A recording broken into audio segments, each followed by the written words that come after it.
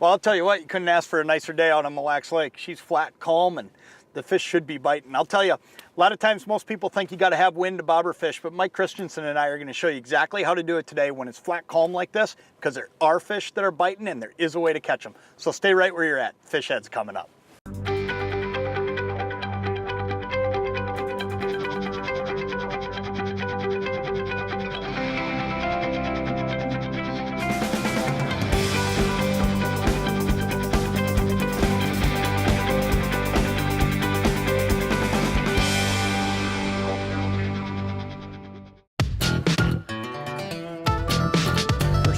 I do every day when I get in the boat is I dump my bait right into either that bait tamer or that leech tamer, and you can see, I mean, these leeches, they're just flying all over. Look at that guy moving around, and that's because he's already acclimated to that water and he's comfortable and ready to go. He's ready to attract a fish too.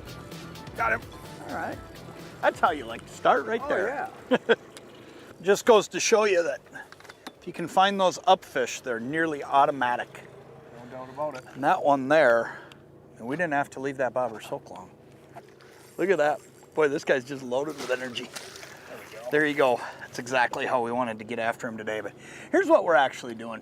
Now, most of the time people think of bobbers, they think of anchoring up. And we're not anchoring up. What we're doing is we're driving around. You know, we've done shows on this over the years and talked a little bit about it. But the main thing that I want to point out today is that this is the perfect tactic for days like today, when it's flat, calm, because these fish are not running around super active. So what we're doing is we're actually going and finding them. And when we find them up just a little bit above the bottom, we can usually catch them. I'm going to show you exactly what we're using because it's a really simple setup. And you can put this stuff on anybody's rod. You know, I mean, Mike's using a 7.5 foot rod. I'm using an 8.5 foot rod, and that's a great walleye right there to start. 23 probably? Yeah, perfect fish. Phil Pro Series float. This is a double XL size. Then what we do is we just use one large split shot. And we use one because if you use two, you can get a little bit of twist and tangle when you cast out. Then we're just going down to a 32nd ounce Lindy jig, and we're using different colors today. Mike's using a yellow chartreuse, I'm using a blue-white. We tip it with a leech and we're all set to go. It's just as simple as drive around until you see them, drop on top of them and catch them. It's that easy most of the time. Let's let that guy go and go find a new one, huh?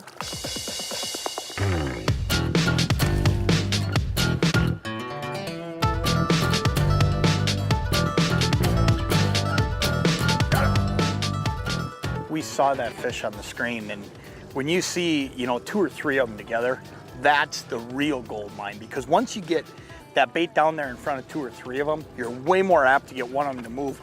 If we can, we always drop on more than just a single, and that there was 3 or 4 fish. There were a couple up, there were a couple down, so that's really what you want to find if you can.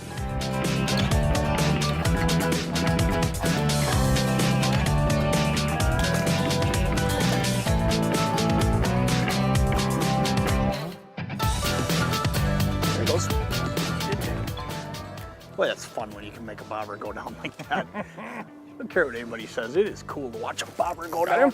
Yeah. We're a long ways away from the boat there, and one of the things we've been doing a lot this year is trying to get a little further away. And part of that's just the clear water, because we're fishing locations that, what I'm looking for is tops of structure. And if you look at Mille Lacs Lake, whether it's mud flats or these gravel bars like we're fishing today, it's about 22 feet. So what I'm doing is I'm setting that bobber stop at about 20.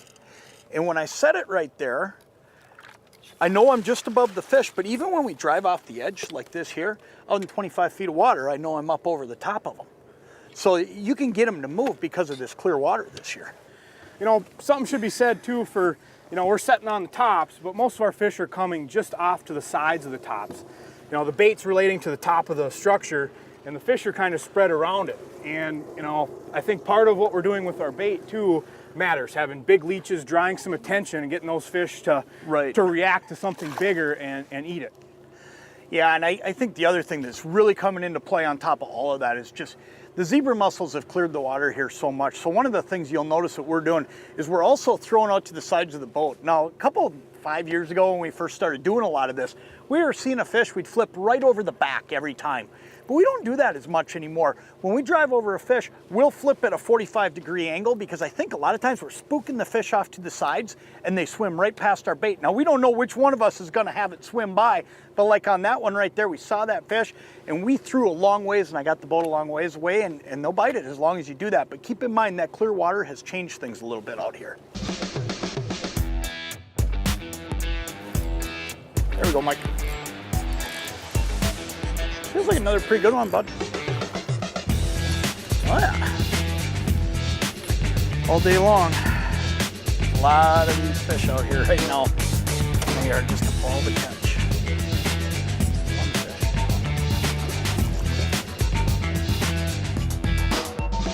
That one right there, these are both fish, but that's the one right there that's up in the got it.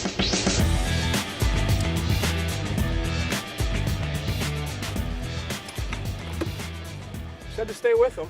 Well, you know, that fish there, he took it down and spit it out again right away. And we were talking about it, you know, just staying put and giving them a second. And this is part of that clear water deal we're dealing with is color gets really, really important. A lot of little things get really, really important. So a couple things you want to keep in mind when you come out here to do this. Number one, we're fishing higher than we have a lot of years. We're fishing a couple feet above a lot of these fish, and that is because these fish can see it. The other thing we're doing a lot of though, is we're changing colors around a lot. Now I'm fishing a blue and white Lindy jig today, Mike's fishing a chartreuse, but we're constantly changing. If we go over these fish, we see them and we don't get them to bite. Because the water's so clear, these colors can make a huge difference. Oh yeah, that's a great one, isn't it? Look at that. Nice job, buddy. Whoa. That right there is an absolute super way to wrap up our day. I'll tell you what, don't be fooled by the reports you're hearing. There is a good bite here on Mille Lacs Lake. You just gotta make some adjustments. Remember that there's a lot of clear water out here. So get your baits out away from the boat a little bit and fish over the top of these fish on these calm days and they'll come up and hit it. For Mike Christensen, I'm Jon Thelen. Check back with us next week. We'll go somewhere, we'll catch fish and we'll show you a bite from somewhere across the Midwest. Thanks for watching Fish Ed.